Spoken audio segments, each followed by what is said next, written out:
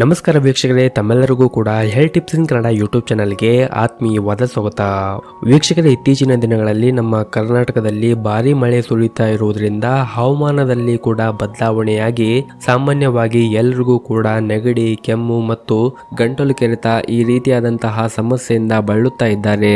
ನಿಮಗೂ ಕೂಡ ನೆಗಡಿ ಆಗಿದ್ರೆ ಮತ್ತು ಕೆಮ್ಮು ಆಗುತ್ತಾ ಇದ್ದರೆ ಮತ್ತು ಕಫ ಕಟ್ಟಿದ್ದರೆ ಇವತ್ತಿನ ಈ ವಿಡಿಯೋದಲ್ಲಿ ತಿಳಿಸ್ತಾ ಇರುವಂತಹ ಮನೆಮದ್ದನ್ನು ಉಪಯೋಗ ಮಾಡಿ ನೋಡಿ. ಖಂಡಿತವಾಗ್ಲೂ ಕೂಡ ನಿಮ್ಮ ಕೆಮ್ಮು, ನೆಗಡಿ ಮತ್ತು ಕಫದ ಸಮಸ್ಯೆ ಆಗಿರಬಹುದು ಎಲ್ಲವೂ ಕೂಡ ಕಡಿಮೆ ಆಗುತ್ತದೆ. ಹಾಗಿದ್ರೆ ಆ ಮನೆಮದ್ದನ್ನು ಯಾವ ರೀತಿಯಾಗಿ ತಯಾರು ಮಾಡಬೇಕು ಅಂತ ಇವತ್ತಿನ ವಿಡಿಯೋದಲ್ಲಿ ತಿಳಿದುಕೊಳ್ಳೋಣ ಬನ್ನಿ. ಅದಕ್ಕೂ ಮುಂಚೆ ನಮ್ಮ ಕಡೆಯಿಂದ ಒಂದು ಚಿಕ್ಕ ರಿಕ್ವೆಸ್ಟ್ ಏನೆಂದರೆ, ನೀವೇನು ನಮ್ಮ ಹೆಲ್ತ್ ಟಿಪ್ಸ್ ಇನ್ ಕನ್ನಡ ಯೂಟ್ಯೂಬ್ ಚಾನಲ್ ಅನ್ನು ಸಬ್ಸ್ಕ್ರೈಬ್ ಆಗಿಲ್ಲ ಅಂದ್ರೆ ಮರೆಯದೆ ಸಬ್ಸ್ಕ್ರೈಬ್ ಆಗಿ, ಹಾಗೇನೆ ಈ ವಿಡಿಯೋಕ್ಕೊಂದು ಲೈಕ್ ನೀಡಿ. ಈ ಕಷಾಯವನ್ನು ತಯಾರು ಮಾಡಲು ಯಾವೆಲ್ಲ ಸಾಮಗ್ರಿಗಳು ಬೇಕಾಗುತ್ತದೆ ಎಂದು ನೋಡುವುದಾದರೆ, 1 ಚಮಚೆ ಅರಿಶಿಣದ ಪುಡಿ ಬೇಕಾಗುತ್ತದೆ. ಹಾಗೆ 1 ತುಂಡು ಶುಂಠಿಯನ್ನು ತೆಗೆದುಕೊಂಡು ಅದನ್ನು ಚಿಕ್ಕದಾಗಿ ಕಟ್ ಮಾಡಿ ಇಟ್ಟುಕೊಳ್ಳಬೇಕಾಗುತ್ತದೆ ಮತ್ತು 1 ಮುಷ್ಟಿಯಷ್ಟು ಬೆಲ್ಲವನ್ನು ತೆಗೆದುಕೊಳ್ಳಬೇಕು. ಹಾಗೆಯೇ 8 ರಿಂದ 10 ದಳದಷ್ಟು ತುಳಸಿ ಎಲೆಯನ್ನು ತೆಗೆದುಕೊಳ್ಳಬೇಕು.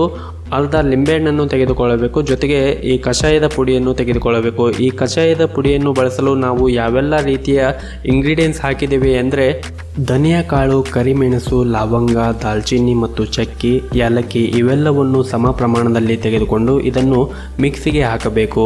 ನಂತರ ಈ ರೀತಿಯ ಕಷಾಯದ ಪುಡಿ ರೆಡಿಯಾಗುತ್ತದೆ. ಇನ್ನು ಈ ಕಷಾಯವನ್ನು ಹೇಗೆ ತಯಾರು ಮಾಡಬೇಕು ಎಂದು ನೋಡುವುದಾದರೆ, 2 ಲೋಟ ನೀರನ್ನು ತೆಗೆದುಕೊಂಡು ಈಗ ಆಲ್ರೆಡಿ ನಾವು ಕಟ್ ಮಾಡಿ ಇಟ್ಟುಕೊಂಡಿರುವಂತಹ ಶುಂಠಿಯನ್ನು ಹಾಕಬೇಕು. ನಂತರ 1 ಸ್ಪೂನ್ನಷ್ಟು ಅರಿಶಿಣದ ಪುಡಿಯನ್ನು ಹಾಕಬೇಕು. ನಂತರ ನಾವು ಈಗ ಆಲ್ರೆಡಿ ರೆಡಿ ಮಾಡಿ ಇಟ್ಟುಕೊಂಡಿರುವಂತಹ ಕಷಾಯದ ಪುಡಿಯನ್ನು 1 ಸ್ಪೂನನ್ನು ಹಾಕಬೇಕು.